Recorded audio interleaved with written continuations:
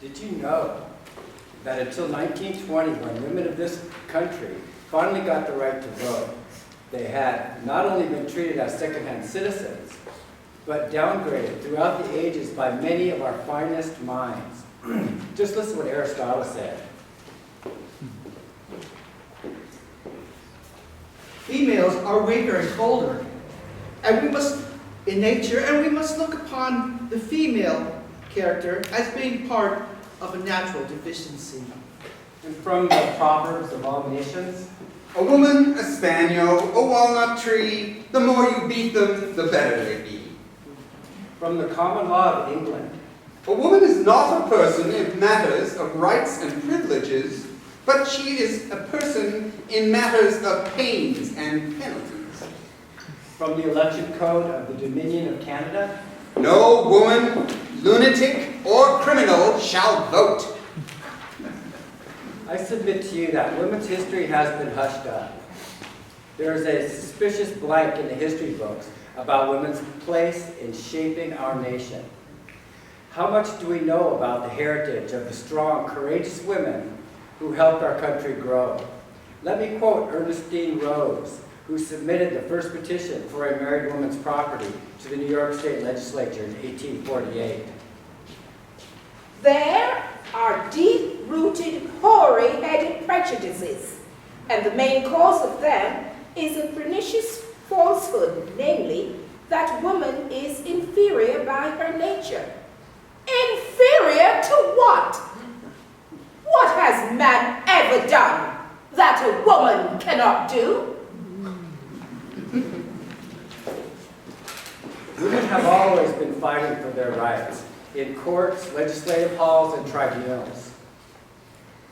The question of equal status for women was first raised in the earliest days of the founding of New England. In Boston, Hutchinson, a courageous woman of means, a natural-born physician and healer, a leader in her community, opened her house twice a week to her women friends to discuss the sermons of the week, and even men of influence and standing attended these meetings.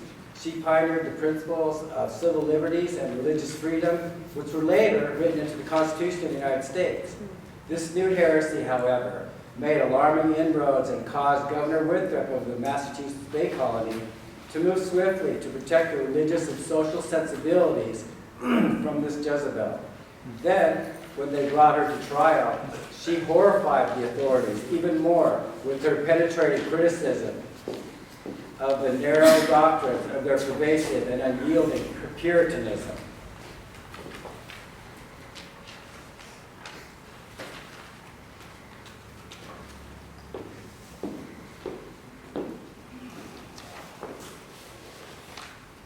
Anne Hutchinson, I charge you with criticism of the ministers and maintaining a meeting in your house that has been condemned by the General Assembly as a thing not tolerable, nor comely in the sight of God, nor fitting for your sex.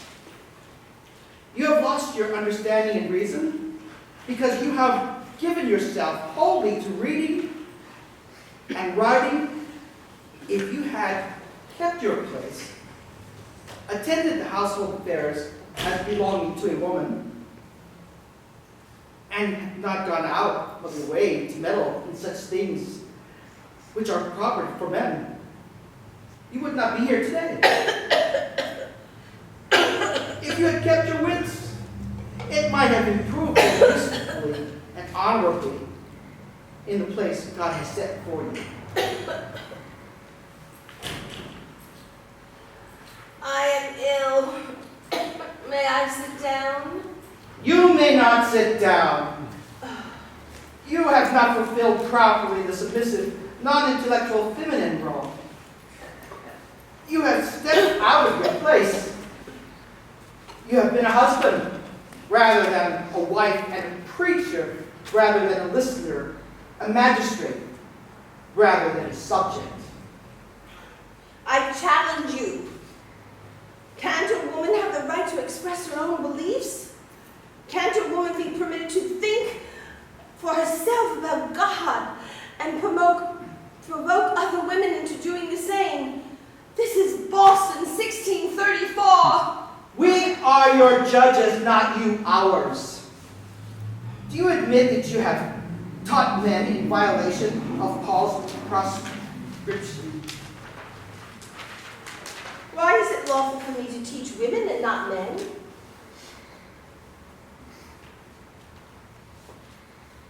Let women learn in silence with all subjection.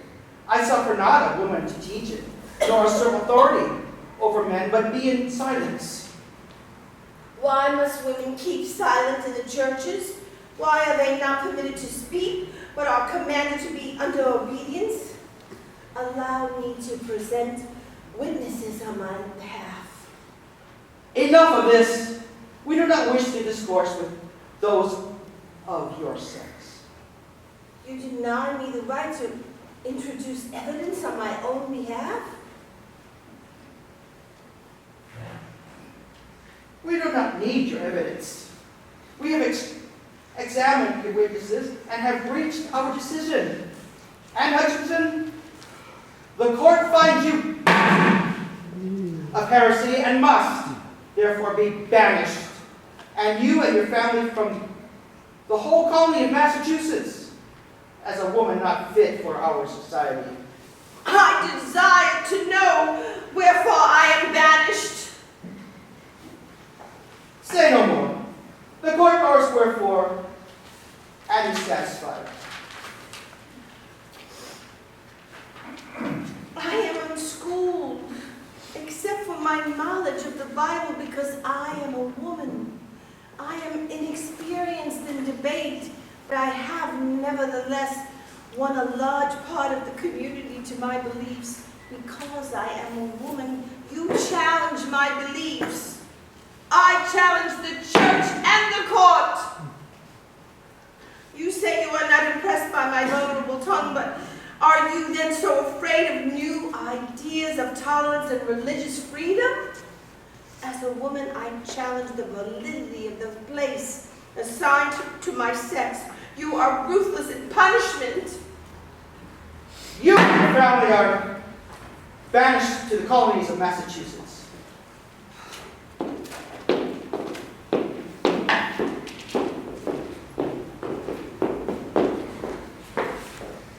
So, Anne Hutchinson was banished. Anne Hutchinson moved from colony to colony and became one of the original settlers in the religiously diverse and tolerant colony of Rhode Island. Sadly, just a few years later, she and all but one of her family were massacred by Indians at Hell's Gate, Rhode Island in 1643. Ironic because she had been an early defender of Indian rights.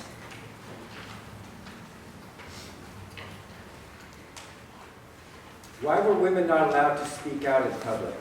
What finally brought women out 100 years later? The abolitionist movement and anti-slavery forces of the 1830s and the women's rights movement found strength in their unified causes. You may not have heard of Sarah and Angelina Grimke. The history books have buried them, which is most curious since they were infamous. Two Southern ladies who, prior to the war between the states, created quite a stir by taking a very loud and very public stand against the injustice of slavery. Wendell Phillips, one of the great orators of the day, called Angelina Grimke's speeches eloquence such as was never heard before from a woman. When Angelina wrote an anti-slavery tract, it was burned upon its arrival in South Carolina's post office. The city of Charleston issued a warrant for her arrest if she ever set foot in South Carolina soil. I am Angelina Grimke. My sister Sarah and I come from a slaveholding family of 13 children in South Carolina. Sarah and I were deeply affected by the injustices done to the slaves. Even though it was against the law, Sarah tried to teach our slaves to read behind the locked bedroom door of a blazing fire pine knots for lava. Sarah, what you doing in there? You come out here with that Negro girl right now. No one in my house will teach a slave to read. All right, all right. But you stop the banging, and I'll stop the reading. And the teaching. Negro girls had the least opportunity for learning of any of God's creatures. When Sarah went up to North to try to do something about slavery, I eventually followed. And as an abolitionist, I was one of the first women to step out before an audience of 1,000 people in Massachusetts, behind a mixed audience, or a promiscuous assembly, as the clergy called it. In Massachusetts, I became the first woman to speak before a large audience of a legislative body. Then in 1837, we addressed an audience of over 1,000 people in Lynn, Massachusetts. The meeting was so successful that the committee had to add another meeting for the overflow crowd of the women and men that came to hear us speak. Most people believed that women were constitutionally unable to speak in a voice loud enough to be heard. People believed that a woman who displayed herself on a public platform before an audience of both sexes committed an act of religious heresy and betrayed a total lack of shame. Such a controversy broke out because we were overstepping time-honored vows.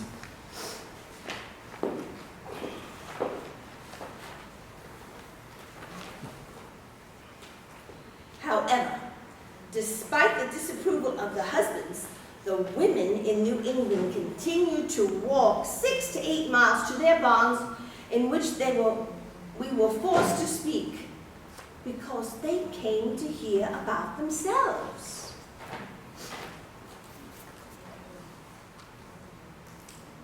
Why, my dear brethren, can you not see the deep-laid scheme of the clergy against us as lecturers?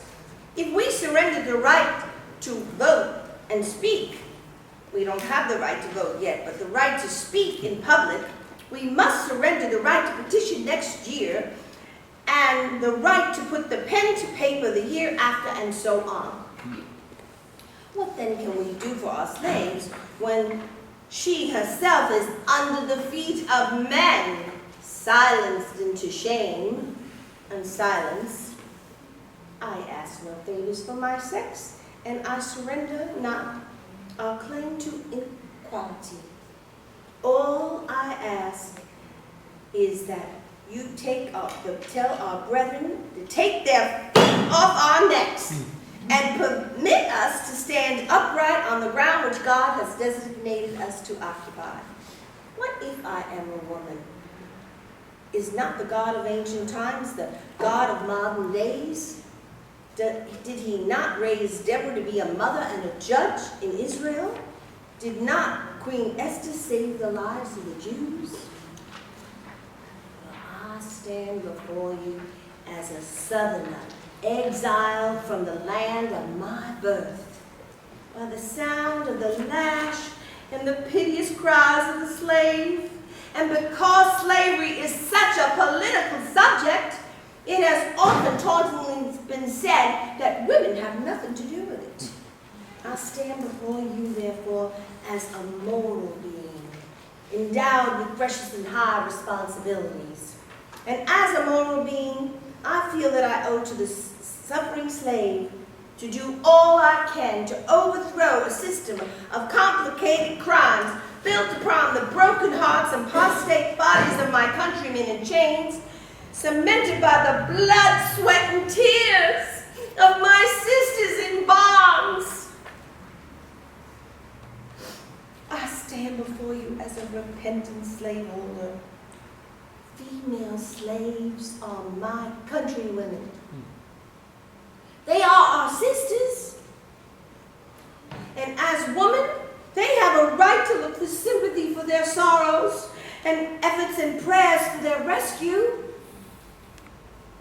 I want to be identified with the Negro. Many of us have helped our slaves find the Underground Railroad to the north. and have taught them to follow the plow and the North Star to freedom. It is my deep and solemn conviction that this is a cause worth dying for.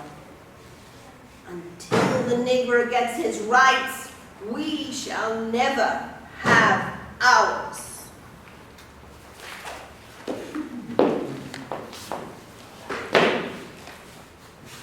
When the war between the states was over, slavery was finally abolished and the Negro won his right to vote, making the lack of women's suffrage even more outrageous and intolerable.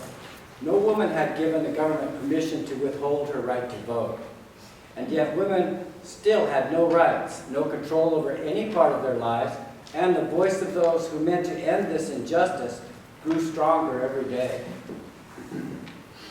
Let me tell you about Isabella Bonfrey. Now, Isabella Bonfrey, born in Ulster County, New York, in 1797, is a very significant woman in history. She spent her childhood as an abused chattel of several masters until an anti-slavery law in New York allowed her to live freely with a Quaker family. She was the first black woman to crusade for abolition. I understand you wanted to see me? Yes, I'm curious. Why did you change your name? In 1843, I had a dream in which God told me to take a journey of truth in which I would abolish slavery throughout America and fight the equal rights of all people. So I changed my name to Sojourner Truth. After meeting Lucretia Mott in 1850, I joined the women's rights movement, and from that time, wherever I spoke, it was about equality for blacks and women. There have been stories about the indignities of Jim Crow segregation on streetcars in Washington, D.C. during the Civil War. Where were you at that time? It has been rarely discussed and hushed up. I refused to face these indignities and brought a local streetcar to a standstill when a driver refused me passage. With the support of the crowd, I forced the driver to carry me.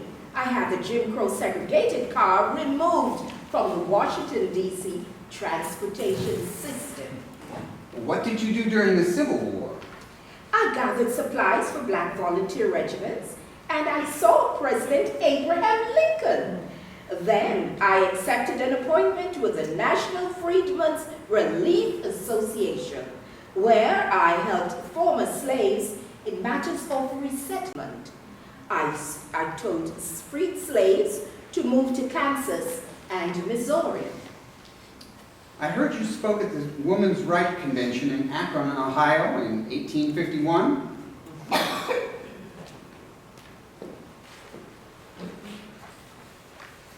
Ain't I a woman?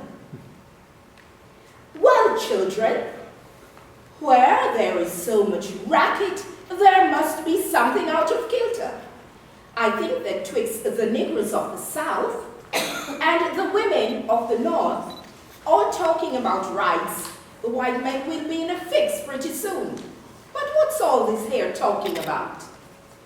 That man over there says that women need to be helped into carriages and lifted over ditches and to have the best place everywhere. Nobody ever helps me get into a carriage or over mud puddles or give me my best place. And ain't I a woman? Look at me. Look at my arm. I have plowed and planted and gathered into barns, and no man could head me. And ain't I a woman? I could work as much as eat as man, and when I could get it, bear the lash as well. And ain't I a woman?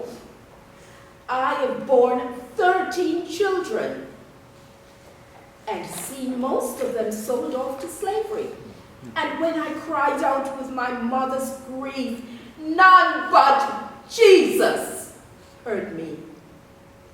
And ain't I a woman? When they talk about that thing in the head, what's that they call it? Intellect. That's it. That's it, dear. What's that got to do with women's rights or Negroes' rights? If my cup won't hold up a pint and yours hold a quart, won't you be mean not to let me have my little half measure full? Then that little man in black over there, he says women can't have much as rights as men, 'cause Christ wasn't a woman. Where did your Christ come from? From God and a woman. Man had nothing to do with him. If the first woman God ever made was strong enough to turn the world upside down alone, these women together ought to be able to turn it back and get it right side up again. And now they's asking to do it. The men better let them. Obliged to you for hearing me. And now, old Sojourner ain't got nothing more to say. Except this. I supported black troops fighting in the Civil War. Fought for better living conditions for the blacks of Washington. And helped find houses and jobs for slaves who escaped to Washington. And Sojourner Truth was the first person to link the oppression of black slaves to the oppression of women. Here is the letter written by Elizabeth Cody Stanton to Susan B. Anthony. Dear Susan, well, I've gone and done it. Positively voted the Republican ticket straight this morning at 7 o'clock.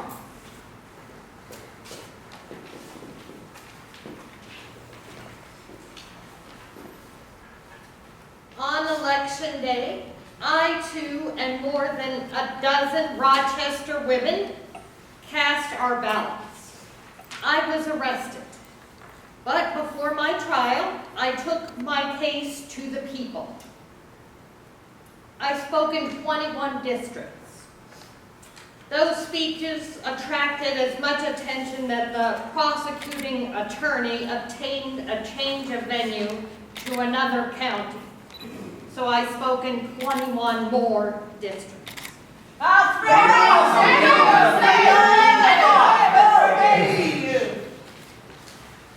Growing eggs will not stop me from speaking. The preamble of the Federal Constitution of the United States says, "We the people, in order to form a more perfect union."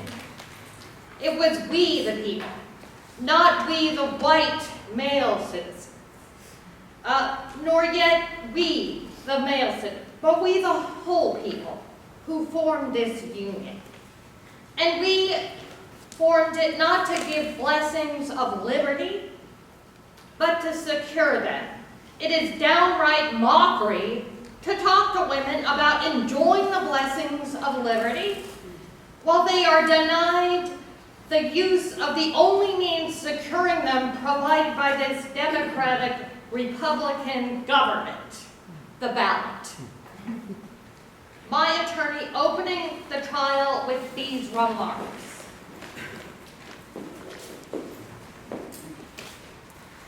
The only alleged ground of illegality of the defendant's vote is that she is a woman.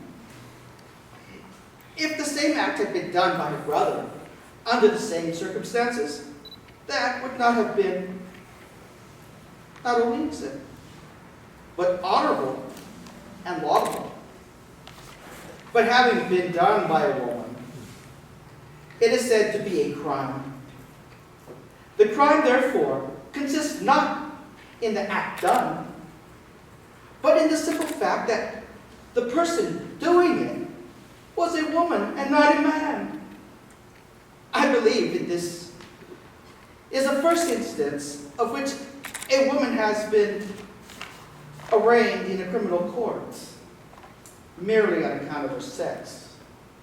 My attorney tried to call me as a witness on my own behalf, but the prosecution said I was incompetent to testify. Judge Hunt read this opinion, which he had been written before the case was ever heard, and directed the jury to return a verdict of guilty. The jury was dismissed without deliberation, and a new trial was reviewed. The prisoner will stand up. Has the prisoner anything to say why sentence shall not be pronounced? Yes, Your Honor, I have many things to say. For your ordered verdict of guilty, you have trampled under foot every vital principle of government, my natural rights, my civil rights, my political rights are all ignored, robbed to the fundamental privilege of citizenship. I am degraded from the status of citizen to that of subject, not only for myself individually, but all for my sex, or by Your Honor's verdict. Madam, the counsel will not and cannot listen to a rehearsal of argument which the prisoner's counsel has already consumed 3 hours in presenting. But Your Honor will not deny me this one and only poor privilege of protest against this high-handed outrage on my citizens' rights. May it please the court to remember that since the day of my arrest last November, The prisoner must sit down. The court cannot allow this. Your Honor, on the bench, not one is my peer, but each and every one are my political sovereigns. No woman can get submission to the bar, hence judge, jury, or counsel must all be of superior class. The court orders the prisoner to sit down. I will not allow another word. When I was brought home before Your Honor for trial, I had hoped for a broad interpretation of the Constitution. Women must take the right to a voice in this government. I have taken mine and mean to take it to every opportunity. But failing to get this justice, failing even to get a trial by jury, not one of my peers. I ask for leniency at your hands, but the full measure of the law. Now I will sit down. The prisoner will stand. The sentence of the court is that you pay a fine of $100 and the costs of the prosecution. Yes, I may pay. May it please Your Honor, I will never pay not $1 of your unjust penalty. The court will not order your imprisonment until the fine is paid. I never paid fines and was never imprisoned until a woman has obtained that right protective of all other rights, the ballot. This agitation must go on and on. I earnestly seek persistently continue to urge all women to the practical recognition of the old revolutionary maxim, resistance to tyranny is obedience to God. So Susan B. Anthony continued the fight for the vote. The Anthony Amendment was first introduced into Congress in 1868. The right of citizens of the United States to vote shall not be abridged by the United States or any state on account of sex. The amendment was shelved, and this amendment was again reintroduced into Congress in 1878. Then it was referred to the Senate Committee on Privileges and Elections, never to be heard from again. Susan B. Anthony died in 1906 before the fulfillment of her dream of votes for women. Wyoming was the first state to grant suffrage to women, and yet the vote did not come easily to that territory. William Bright, territorial governor of Wyoming, received this wire from their delegate to the United States Congress. They tried to blackmail us. Wyoming will not be granted statehood if the territory gives women the right to vote. We will remain out of the Union 100 years rather than come in without women's suffrage. We won! Once enrolled as voters, their names appeared on the list of prospective jurors. Woman, I forbid you to serve on that jury. I will never live with you again if you persist and do serve. I will serve on that jury. I do not care. You may leave, sir. In the Laramie Grocery Building, 5 women sat on the grand jury, and Judge Howe commented, In my 18 years of a jurist, I have never had a fair, candid, and impartial and able a jury as this jury. but in the rest of the United States, women were vilified, chained, and force-fed, and jailed. The suffragettes describing those fighting days, remembering every vivid detail.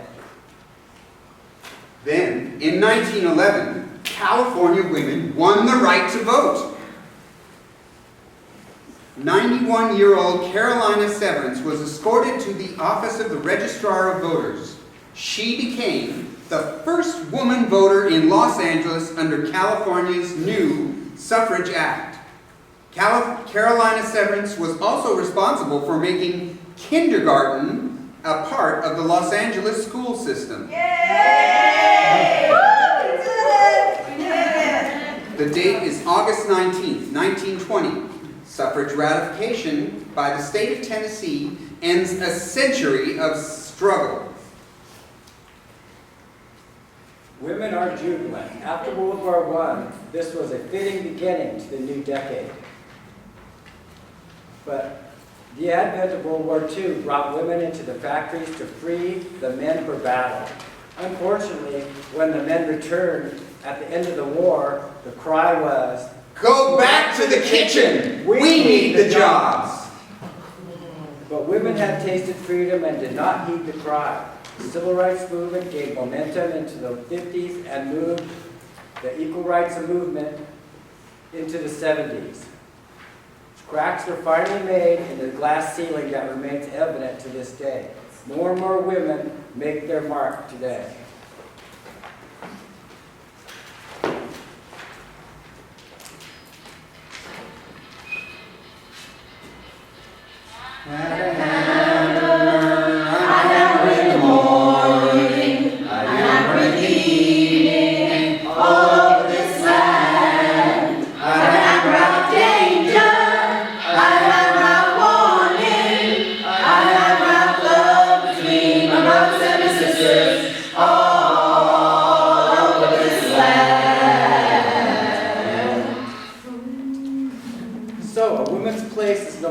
Just in the White House, but everywhere, including the White House.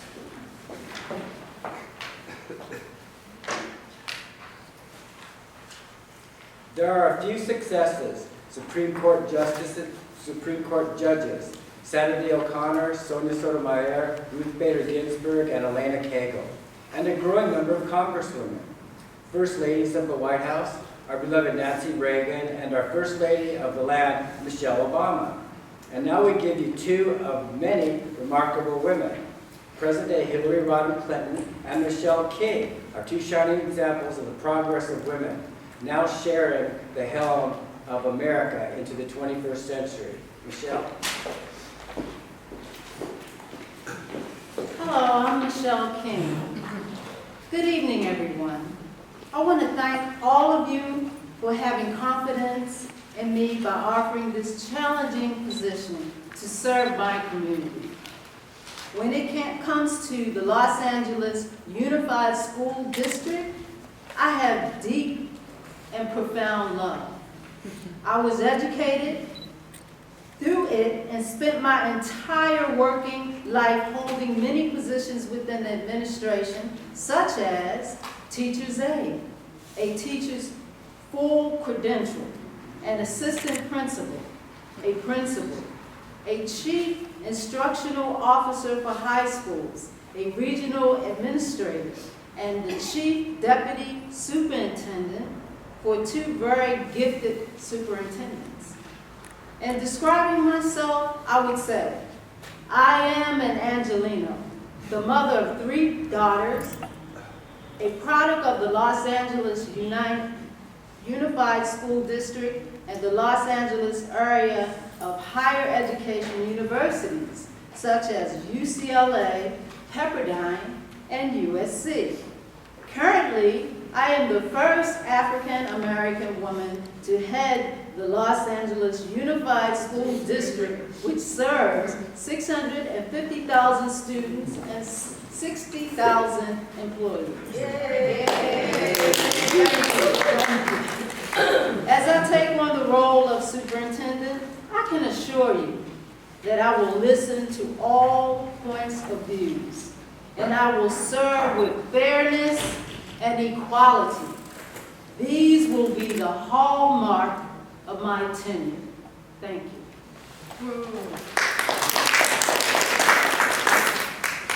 Hillary Rodham Clinton.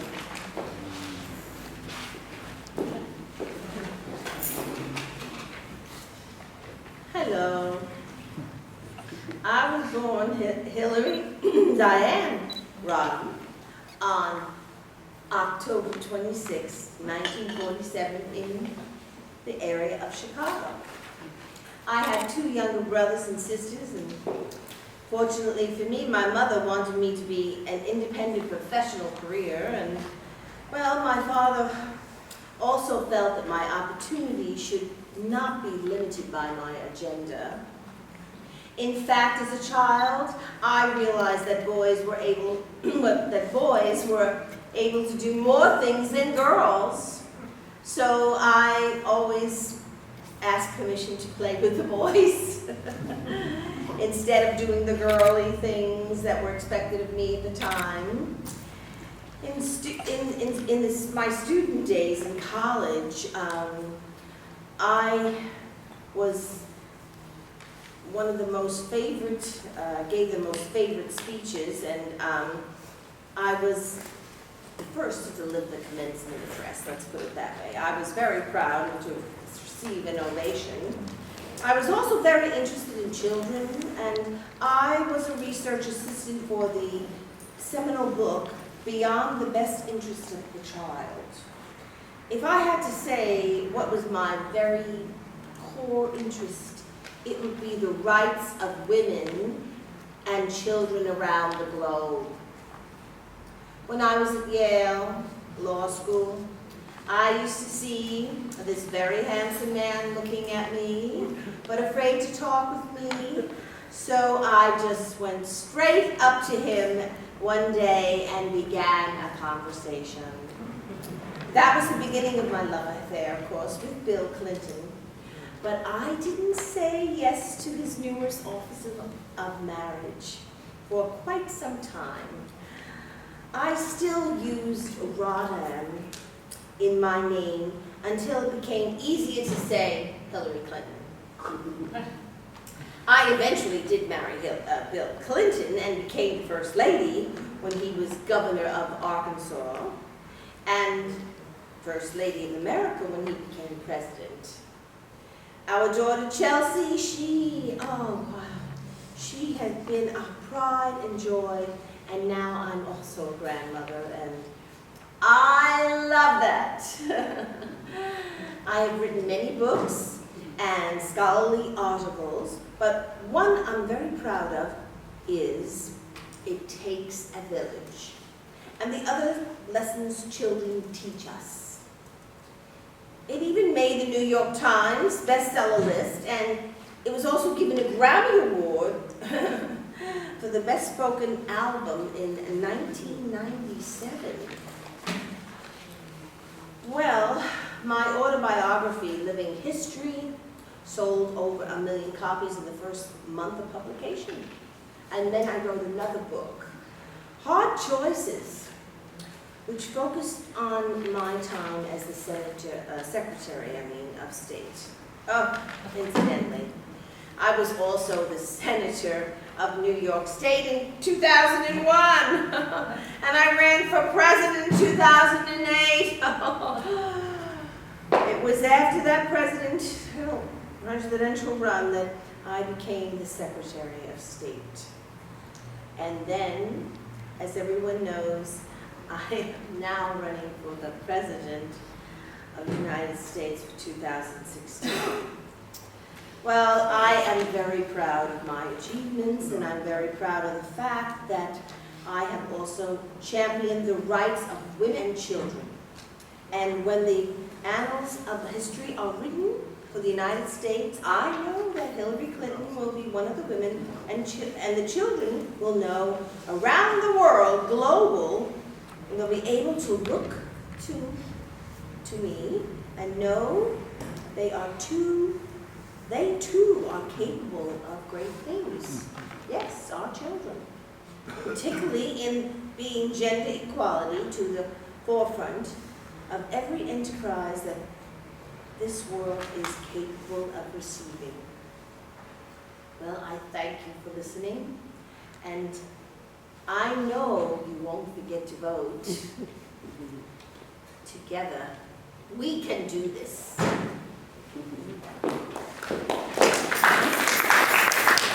So remember, a woman's place is no longer just in the house, but everywhere. Including the White House.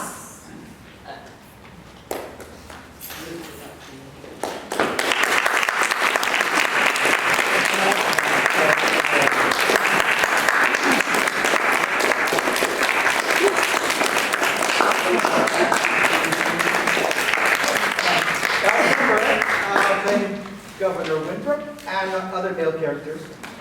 Susan Brennan, Susan Anthony, me. Jennifer Clarke, Sojourner Truth. Harrietha, the reporter.